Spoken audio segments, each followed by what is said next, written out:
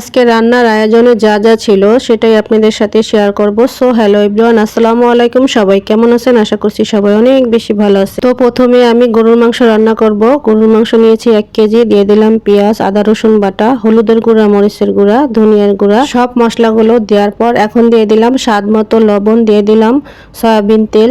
তেল দেওয়ার পরে দিয়ে দিলাম গোটা গরম মশলা দিয়ে ভালো করে হাত দিয়ে মেখে 20 মিনিটের মতো ম্যারিনেট করে রাখবো।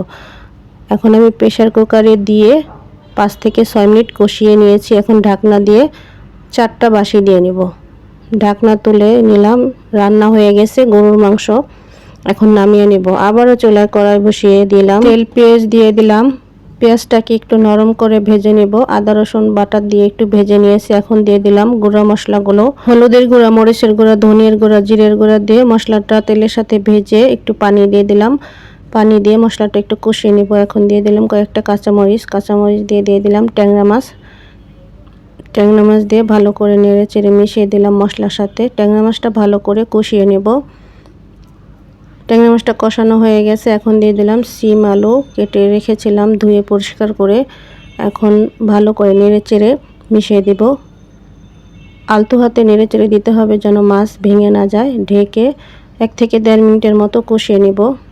ঢাকনা তুলে বারবারই নেড়ে চেড়ে দিতে হবে। ততক্ষণ পর্যন্ত কষাতে হবে যতক্ষণ পর্যন্ত পানি না শুকিয়ে তেলটা উপরে চলে আসে। তো ঢাকনা তুলে আবারও আমি নেড়ে চেড়ে দিলাম। পানিটা শুকিয়ে এসেছে। এখন দিয়ে দেব 1 কাপ গরম পানি।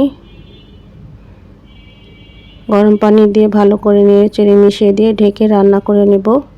এখন আমি ধনেপাতা দিয়ে তরকারিটা নামিয়ে নেব। আবারও চুলায় কড়াই বসিয়ে দিয়ে তেল দিয়ে রসুন, পেঁয়াজ, শুকনো মরিচ দিয়ে ভেজে নিলাম। এখন দিয়ে দিলাম ভাপ দিয়ে রাখা পুঁইশাক দিয়ে ভালো করে নেড়ে চেড়ে মিশিয়ে দেব। তো পুঁইশাকটা ভাজি আমার হয়ে গেছে, নামিয়ে নেব। আবারও চুলায় কড়াই বসিয়ে দিয়ে তেল দিয়ে পেঁয়াজ দিয়ে আদা রসুন বাটা দিয়ে ছোলা ভুনা করার জন্য যা যা মশলা লাগে সব কিছু দিয়ে কষিয়ে নিয়েছি।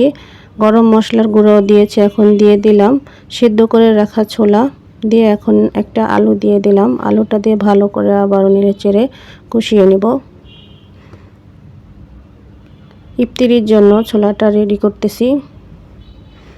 তো ছোলাটা আমার আব্বা যেন খেতে ভীষণ পছন্দ করে। তো ছোলাটা রান্না করা হয়ে গেছে। এখন আমি নামিয়ে নিব। আবারও চুলায় প্যান বসিয়ে তেল দিয়ে দিলাম। এখন আমি বেগুনি ভেজে নিব কয়েক পিস। এক পাশ ভাজা হয়ে গেছে, অন্য পাশ ভেজে তুলে নিলাম।